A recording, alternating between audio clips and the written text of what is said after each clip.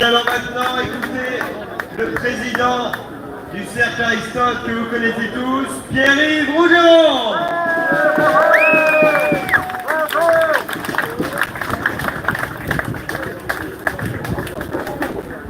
Les camarades, bonjour. Je ne vais pas vous accabler la chaleur le faisant suffisamment. Et je voudrais vous rappeler quelque chose parce que, comme vous le savez, nous sommes dans une date anniversaire pour l'assassinat de Sarajevo.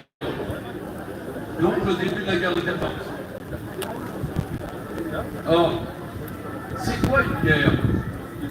Il y en a plusieurs modèles en polémologie, mais il y en a une par rapport à la guerre de 14 qui est tout à fait parallèle à ce que nous vivons. Une montée à la guerre, c'est assez simple, c'est un système qui est en train de crever et qui jette ses dernières forces dans le fait de retourner une table. C'est ce que nous sommes en train de vivre. Il y a des gens qui aboient derrière, des semeurs de haine, certes, mais surtout des petits mecs. On connaît un peu ça en France parce que nous on en a un qui est bien. Des petits, qu'est-ce qui se passe dans le monde? Manu la ramène. Au cas où on l'aurait pas vu, au cas où on pourrait l'oublier, Manu est là. Et c'est pour ça que d'ailleurs, tout le monde rigole de nous et tout le monde se dit les Français sont quand même très légers aujourd'hui. Parce que derrière, il y a de véritables affrontements de puissance.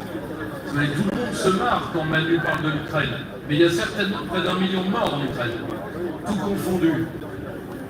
Tout confondu avec la monnaie, ça doit faire dans les 1 million de morts. Alors je sais que pour certains, ces morts sont un placement. Pour Bruxelles, c'est une assurance vie. Pour d'autres, pour beaucoup de journalistes et d'intellectuels français, c'est une manière de vous dominer par la peur. Puisque, comme vous le savez, les Russes seront à Paris après avoir été à Kiev. C'est évident. Il y a des gens qui en vivent de ça. N'oubliez pas une chose. Une montée à la guerre se fait par un phénomène de somnambulisme. On ne se rend pas compte comment on va à l'affrontement. Vous l'avez vécu pendant 3 semaines sur le dossier iranien. On ne sait pas où ça va aller. On ne sait pas qui fera l'acte de trop. Ce dont vous devez vous méfier, c'est que les actes de trop sont toujours devancés par un climat de guerre, par un climat de peur, et c'est ce qu'on vous instille, pièce après pièce, mois après mois, journal après journal. C'est à ça que ça sert. Comme ça, l'ordre de mobilisation, vous serez stupéfaits, et ceux d'entre vous qui s'y opposeront seront punis. C'est aussi simple que ça. C'est ce que nous sommes en train de vivre, c'est une mise sous tension des populations.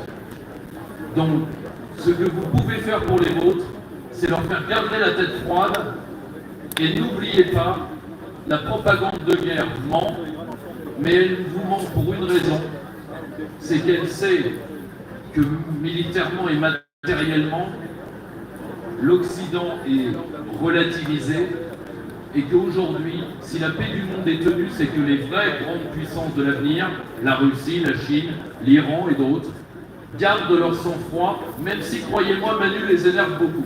Donc, la meilleure chose que nous ayons à faire pour le monde, c'est de leur rendre la France, mais surtout de leur enlever Manu aux prochaines élections. Je vous souhaite courage.